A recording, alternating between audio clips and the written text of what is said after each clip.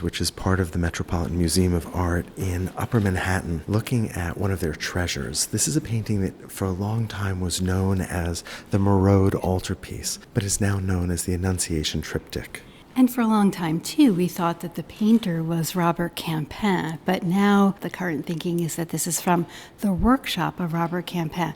Now, Campin was a very successful painter in Tournai, in Northern Europe. He had assistants and apprentices and obviously a large workshop. Tournai was part of the Burgundian Netherlands, this tremendously wealthy place where luxury goods were being produced, where there was a level of mercantile activity that had been rare during the medieval era. So we have all of this newfound prosperity here in Northern Europe, and there's an increasing interest in commissioning paintings as aids in prayer for people to use in their homes. Well, look at the scale of this painting. This is not a grand altarpiece. This painting is only about 2 feet tall.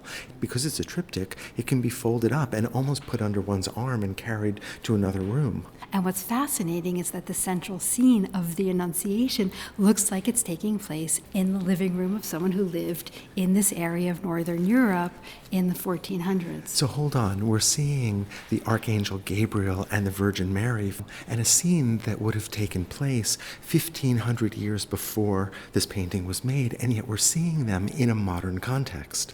When we first say this, it sounds like it's meant to secularize this scene, to bring it into the real world, but actually the opposite is true. This biblical scene of the Annunciation is taking place in a Flemish household precisely to make these figures of Mary and Gabriel closer to us, to make our prayer more profound, to bring us closer to God. We know something about the order in which this was painted. The Annunciation was painted first, and possibly on spec. That is, it was painted in the hopes that somebody would come along and want to buy it. And we know that the donor was added, and then he was married, and the woman was added. And the gatekeeper behind her was also added at that time. And it's interesting to think about this being painted on spec. Normally paintings are commissioned, but here in an increasingly trade-oriented culture, it makes sense that artists would start painting things in the hope that they would get patrons. Let's start on the left. Let's start with the donors. When we say donors, we're referring to the patrons, the man and his wife, who commissioned this painting. And they're shown kneeling, which is a typical position and makes it easy to recognize them as donors.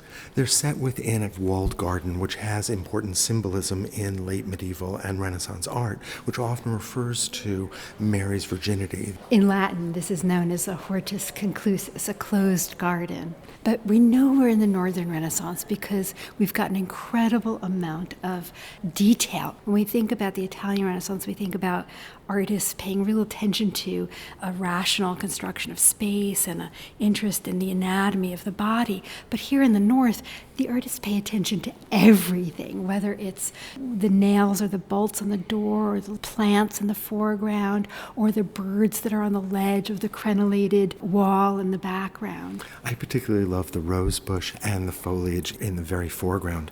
But you mentioned the nails that hold those planks of wood together that make up the door. And if you look at those nails, each one is defined by a bit of a shine and a bit of a shadow. And we can even see traces of rust that is staining the wood below. So we understand that this door is old and has rusted. The level of detail is astonishing. And an interest in light, which we'll see throughout this triptych. This is one of the things that the artists of the Northern Renaissance can do because they have oil paint. They can paint texture and light reflecting on surfaces like metals in a way that artists of the Italian Renaissance who didn't yet have oil paint couldn't do. And we can see that beautifully if we look at the key in that door. We can see that the key has a shine and it is casting a shadow. But this is the large door in the foreground. We can see that level of detail even in the door in the background. And beyond that, we see a Flemish city. And figures on horseback and figures in a doorway and another woman sitting on a bench. The artist is paying attention to everything equally when you would think that some things would be more important than others. So let's move on to the Annunciation scene in the center. the Archangel Gabriel has just appeared to Mary and is announcing to her that she will bear Christ, that she will bear God. This is such a beautiful example of early Northern Renaissance painting, easily identified by the way in which the drapery that's being worn by Gabriel, the Archangel, on the left and the Virgin Mary on the right is portrayed. Look at the sharp folds, the complexity of the way in which that thick fabric falls on the floor. Right, it's not actually the way drapery falls. The cloth is thick and it largely obscures those bodies. When you look at this painting, you're struck immediately by how much stuff, how many things there are in this small room. A bench and a table and a vase and a candle and a towel or shawl in the background and a basin and candles and a fire screen and a fireplace. I mean, there's a lot here. Well, remember, this painting would not have been looked at as we now look at it. We go into a museum, we may spend a few minutes looking at it. This was a painting that would have been seen over and over again. And so there is, I think, a real effort to maintain an interest, to develop one's focus. Exactly, and so we can say that everything in this painting, or most things in this painting, would have led the viewer from these physical objects to spiritual ideas. And in fact, everything in this painting has a purpose, has a meaning. And of course, much of that is lost. This painting is hundreds of years old, and art historians speculate about the original meaning of these things. But we can recognize some things with certainty. So, for example, that shiny pot in the background that reflects the light from those two windows, that is a symbol of the Virgin Mary, of her purity, of her sinlessness. Perhaps the most obvious symbol is the representation of a small figure holding a cross that seems to be gliding down golden rays that come through the round window that is closest to us.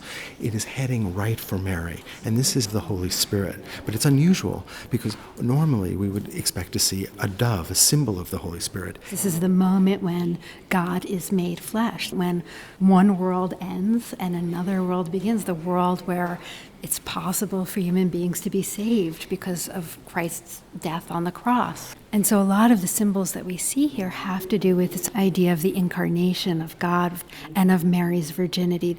So what's astounding here is the level of realism, the candlestick and the candle, and it's exactly what happens to the smoke when a candle is just snuffed out. It goes straight up and then it curls back and forth on itself. It's so carefully, minutely observed. There are places, for example, in that basin, in the niche on the wall, where we see a double shadow because there are two slightly different sources of light. So we have incredibly carefully observed items, but the space of the room doesn't make sense. Well, it doesn't make sense to us since we live after Brunelleschi developed linear perspective in Italy, actually an idea that's just developing as this painting is being made, but those ideas have not been transmitted up to the north yet. So the result is that the floor is too steep.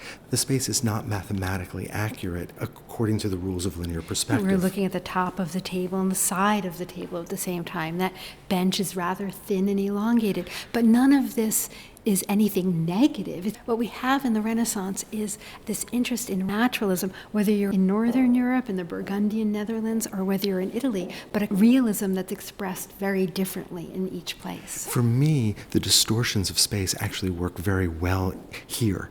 They create a kind of telescoping that brings me in. It creates a kind of closeness to the forms and makes this sumptuous interior even more available. And that makes sense given the purpose of this painting, which was to aid in private devotion, that it would draw you in, that you would need to spend time focusing on these things which appear to be everyday objects, but which are also symbols of theological, spiritual ideas. Imagine what it must have been like to make this painting. Imagine holding a brush with a single hair on it in order to render the Virgin Mary's golden hair. And I think that emphasis on making is probably most evident in the panel on the right, where we see Joseph, Mary's husband, a carpenter, who is in the act of making. And he's surrounded by his tools. So just like the scene of the Annunciation in the center, there's so much to look at here. Art historians have spent a lot of time trying to decipher what each object means. We're relatively confident that the object that's out the window and the object that is to Joseph's right are mousetraps. St. Augustine said that the cross of the Lord was the devil's mousetrap. The bait by which he was caught was the Lord's death. So even as we're seeing a painting that is celebrating the coming of Christ, we see references to Christ's death. And we also have other references to Christ's death, likely in the objects that surround Joseph. We've got wood on the floor next to him and an axe, and perhaps a reference to the cross that Christ was crucified on, or even the fact to me that Joseph is boring holes in wood reminds me of the holes from the nails that Christ received in his hands and feet. What that workshop reminds me of is that this is an object that was made by hand, that this is not an artist who went to the art supply store and bought his paints and bought a pre-stretched canvas. This is actually painted with oil on panel, and so it is made of wood. It was crafted.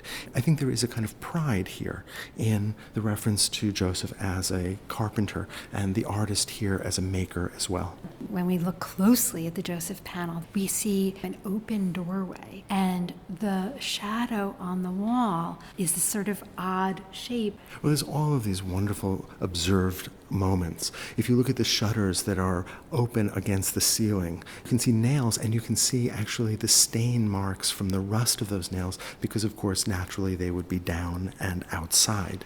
And so you can imagine someone in the 15th century looking at these details, looking at the axe, the wood, the tools, even that object that looks like a cross on the work table, and being led from these objects to ideas about Joseph and Christ's sacrifice on the cross and humanity's redemption. If we look through the window, we can see this prosperous city with merchants and people strolling and goods for sale. The mousetrap is out of Joseph's window because it's for sale. So the naturalism of the Renaissance, serving that mercantile culture and their interest in things, but also used here to aid devotion.